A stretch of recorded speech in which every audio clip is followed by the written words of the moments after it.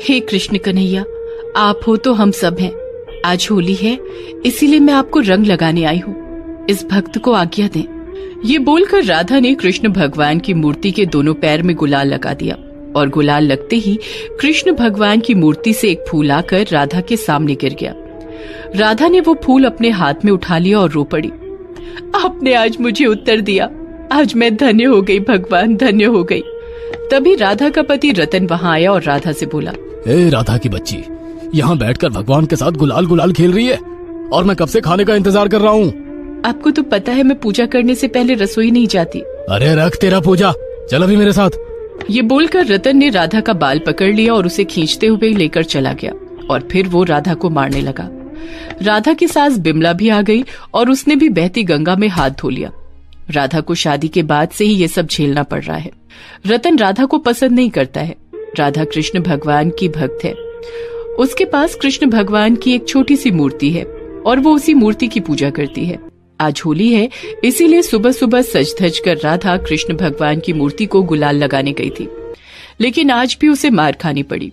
उसके बाद उसने उन दोनों के लिए खाना बना दिया और घर के सारे काम भी कर दिए। रात को रतन और बिमला बैठकर एक प्लान बनाने लगे। माँ, मैं कल शादी कर रहा हूँ, मुझे कुछ नहीं पता। उधर रेशमा शादी के लिए जिद कर रही है। तेरे साथ रेशमा की शादी हो वो तो मैं भी चाहती हूँ बेटा, लेकिन राधा का पिता हमें हर महीने पैसा देता है। तेरी दूसरी शादी के बाद कहीं वो बंद ना हो जाए। उसी पैसे के चक्कर में मैंने आपके कहने पर शादी कर लिया था, लेकिन अब और नहीं। मेरे पास एक प्लान है। रतन के दिमाग में बहुत कुछ चल रहा था। उसने एक प्लान बना लिया। रात को जब राधा सो गई तब वो दोनों उसके कमरे में गए, लेकिन कुछ आवाज से राधा की नींद टूट गई और वो उठ गई। कौन है? कौन है वहां? रतन के हाथ में एक डंडा था। तभी उसने डंडे से राधा के सिर पर वार किया और राधा जमीन पर गिर गई। उसके सर से खून बहने लगा। इसका काम तो तमाम हो गया। अब ये मायके नहीं लौट सकेगी। इसके बाप को भी नहीं पता चलेगा कि ये मर गई है। पैसे भी मिलते रहेंगे और मैं रेशमा से शादी भी कर लूंगा। जा, अब इसे जंगल में फेंक कर आ। साथ में इसके उस कृष्ण की मूर्ति को भी इसकी बॉडी के साथ रख देना। रतन राधा की बॉडी को जंगल में फेंक देता है और मूर्ति को भी बॉडी के पास में रख देता है, लेकिन उसे क्या पता था कि राधा पूरी तरह मरी नहीं थी। उसके शरीर में अभी भी थोड़ी सी जान बची हुई थी। अगले दिन रतन ने उसकी गर्लफ्रेंड रेशमा से शादी कर ली। असल में वो रेशमा से ही प्यार करता था, लेकिन वो निकम्मा था, इसीलिए बिमला ऐसी लड़की ढूंढ रही थी जिसके बाप के पास पैसे हो। उधर राधा का पिता हरिहर अमीर था और राधा काली थी, इसीलिए हरिहर हर महीने 30,000 रुपए रतन को देने के लिए तैयार हो गया और रतन ने राधा से शादी कर ली। लेकिन 1 साल बीतने के बाद वो रेशमा से शादी करने के लिए तड़प उठा और उसके ही चलते उसने राधा का खून कर दिया। लेकिन 2 दिन बाद राधा ने आंख खोली। अरे ये क्या? ये मैं कहाँ हूँ? मैं कौन हूँ? कौन हूँ मैं? राधा हंसने लगी। सर पर चोट लगने के कारण वो सब कुछ भूल चुकी थी। वो पागल हो गई थी। उसने कृष्ण भगवान की मूर्ति को अपनी गोद में उठा लिया। उसे बस इतना याद था कि वो कृष्ण की भक्त है। चलिए भगवान, हम कहीं और चलते हैं, यहाँ तो खाना भी नहीं है। उसके कपड़े गंदे हो रखे थे, उसके बाल बिखरे हुए थे। रास्ते में लोग उसे गंदी नजर से देख रहे थे, लेकिन उससे राधा को कोई फर्क नहीं पड़ रहा था, क्योंकि वो पूरी तरह से पागल हो गई थी। वो एक ठेले वाले के पास गई। मुझे कुछ खाने देगा? ए आदमी, मुझे कुछ खाने के लिए देना, देना। वो आदमी गुस्सा हो गया। अरे जा यहाँ से, पागल औरत कहीं की। वैसे भी धंधा नहीं चल रहा है, ऊपर से आ गई। जा यहाँ से। उस ठेले वाले ने राधा को वहां से भगा दिया। ऐसे सभी ने राधा को भगा दिया। किसी ने उसे खाने के लिए कुछ नहीं दिया। राधा को बहुत भूख लगी थी। उसने देखा कि रास्ते में कुछ खाना पड़ा हुआ है और वहां एक कुत्ता उस खाने को बड़े मजे से खा रहा है। वो रहा खाना, वो रहा। ए कुत्ता, हट जा, हट जा। राधा कुत्तों की तरह वही खाना खाने लगी। कुत्ता भी ये देखकर हैरान हो गई। ए कुत्ता, तू भी खाएगा? ये ले ले ले ले, तू भी खा, तू भी खा। राधा ने कुत्ते को भी खाने के लिए दिया। वो कुत्ता दुम हिलाते हुए खाने लगा और फिर वो राधा के पीछे पीछे ही चलने लगा। हे भगवान, मैंने कृष्ण भगवान को ही खाने के लिए कुछ नहीं दिया। आप क्या खाना पसंद करेंगे भगवान? लेकिन मेरे पास तो कुछ नहीं है। ये सुनकर उस कुत्ते को भी बुरा लगा। उस कुत्ते ने पास की दुकान से एक बिस्किट का पैकेट उठा लिया और राधा को दिया। अरे वाह, तू भी मेरी तरह कृष्ण भगवान का भक्त है क्या? कुत्ते ने 2 बार भौंका। राधा ने रास्ते में ही बिस्किट से कृष्ण भगवान की पूजा की और फिर से उठकर चलने लगी। उधर रतन बहुत खुश था। रेशमा से शादी करने का सपना जो पूरा हुआ था।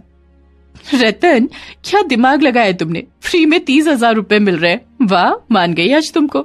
दिमाग लगाना पड़ता है मेरी जान। लेकिन राधा का बाप कॉल करेगा तो क्या होगा?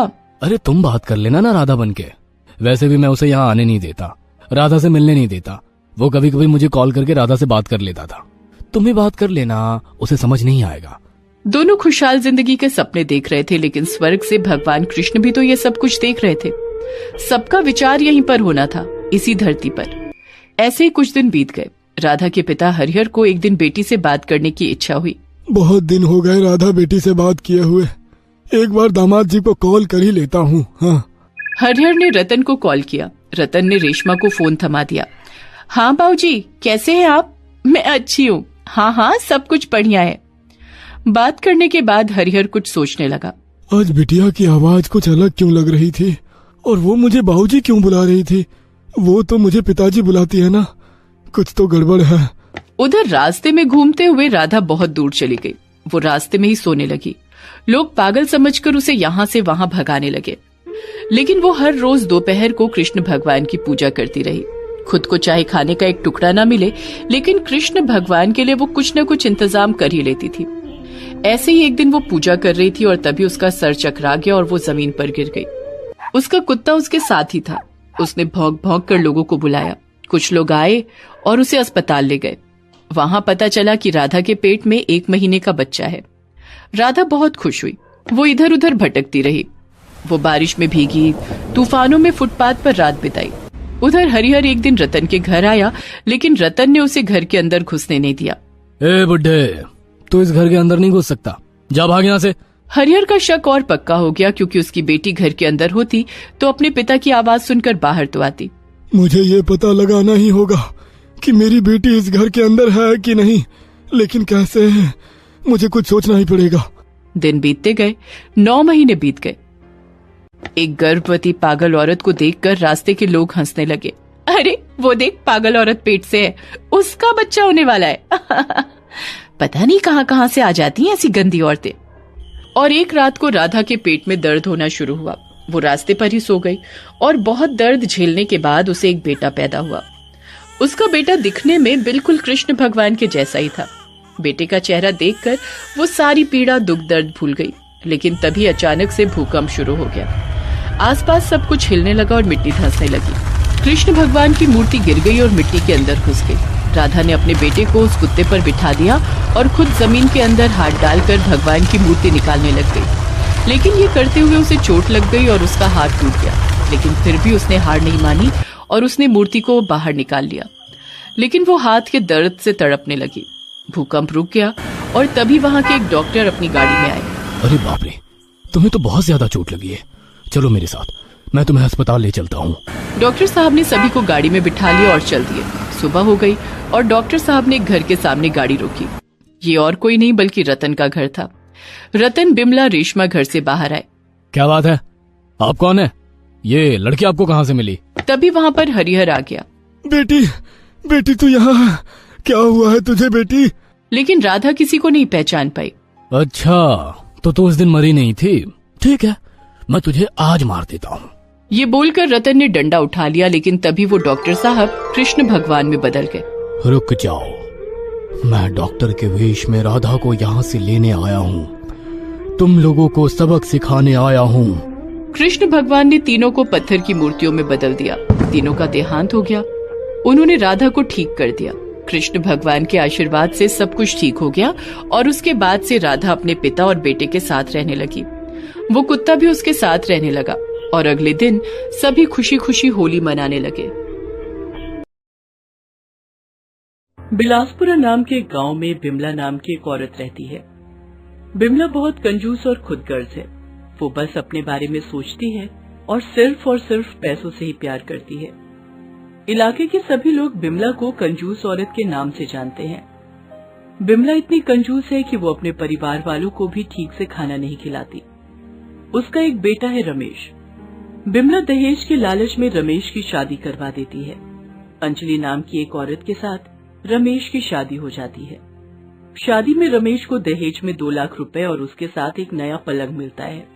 शादी के बाद वाले दिन जब अंजलि पलंग पर सो रही होती है तब बिमला वहाँ आती है और कहती है, अरे माँ जी आइए ना, बोले कुछ काम था। काम तो था, मैं यही कहने आई थी कि इस नए पलंग को ज्यादा इस्तेमाल मत करो। मतलब पलंग तो सोने के लिए ही होता है, इस्तेमाल करने के लिए तो होता है। ज्यादा इस्तेमाल करोगी तो ये पलंग जल्दी पुराना हो जाएगा, टूट जाएगा। सुनो बहू, इस घर में मैं जो कहती हूँ वही सबको सुनना पड़ता है। मेरे साथ बहस मत करना। आज से तुम दोनों जमीन पर सो जाना, जमीन पर बहुत अच्छी नींद आती है। ये बोलकर बिमला चली गई। अंजलि ने सोचा, अरे ये क्या बात हुई, अच्छा खासा पलंग रहने के बावजूद जमीन पर सोना होगा। हे भगवान, कितने कंजूस घर में आ गई मैं। रमेश के घर आने पर अंजलि ने रमेश से सब कुछ कहा। सब कुछ सुनकर रमेश ने कहा, क्या करूं अंजलि, माँ ऐसी ही है, बिल्कुल कंजूस। उन्हें बोलकर भी कोई फायदा नहीं होगा, फालतू का बहस होगा। उससे अच्छा है हम जमीन पर ही सो जाते हैं। माँ को तो अब बस स्वयं भगवान ही ठीक कर सकते हैं। बिमला भगवान कृष्ण की बहुत बड़ी भक्त है। उनके घर में भगवान कृष्ण की एक मूर्ति है। बिमला हर रोज कृष्ण जी की पूजा करती है और हमेशा कृष्ण जी से और ज्यादा पैसा और धन दौलत मांगती है। हे कृष्ण जी, मुझे और ज्यादा पैसा दीजिए, और ज्यादा। ऐसे ही बिमला पूजा कम और ढोंग ज्यादा करती है। घर पर खाने के लिए कुछ अच्छा बनाने भी नहीं देती है। एक दिन अंजलि जब रसोई में पनीर बनाने जा रही होती है तब बिमला रसोई में जाकर अंजलि के हाथ से पनीर का पैकेट छीन लेती है। अरे अरे, ये क्या, घर में पनीर कहाँ से आया? वो लाए हैं माँ जी, बहुत दिन हो गए कुछ अच्छा खाना नहीं खाया। तो क्या हो गया, तुम लोगों को बस खाने की पड़ी है। फिजूल के खर्च करने में तो तुम लोग माहिर हो। कोई जरूरत नहीं है पनीर बनाने की, सिर्फ दाल चावल बनाओ। दाल भी ना हो तो चलेगा, सिर्फ चावल खा लेंगे। ये बोलकर बिमला पनीर लेकर चली जाती है। अंजलि दाल चावल बनाती है। बिमला दुकान में जाकर पनीर लौटा देती है और उसके बदले पैसे ले लेती है। अंजलि मन ही मन अपने नसीब को कोसने लगती है। हे किशन जी, कि किस कंजूस के पल्ले पड़ गई मैं, अब मेरा क्या होगा। ऐसे ही दिन बीतने लगते हैं। बिमला घर के किसी को फल खाने नहीं देती है, लेकिन खुद मुफ्त में फल खाने का एक उपाय ढूंढ निकालती है। वो बाजार जाती है और फलों की दुकानों में घूमती है। ये अंगूर अच्छे हैं क्या? हाँ हाँ, बहुत अच्छे हैं, एकदम ताजा, यकीन ना हो तो खा के देखिए। बिमला 4-5 अंगूर खा लेती है और कहती है, छी छी छी छी, ये तो बिल्कुल ही गंदे हैं, मुझे नहीं चाहिए। ऐसे ही बिमला फलों की दुकानों में घूमकर मुफ्त में फल खा लेती है। एक दिन बिमला जब कृष्ण जी की पूजा कर रही होती है तब उसके घर के बाहर एक गाय आती है। अंजलि उस गाय को देखते ही रसोई से एक रोटी लेकर खिलाने जाती है। गाय को रोटी खिलाते हुए अंजलि उसके सिर पर हाथ फेरती है, लेकिन तभी बिमला ये देख लेती है और अंजलि को डांटने लगती है।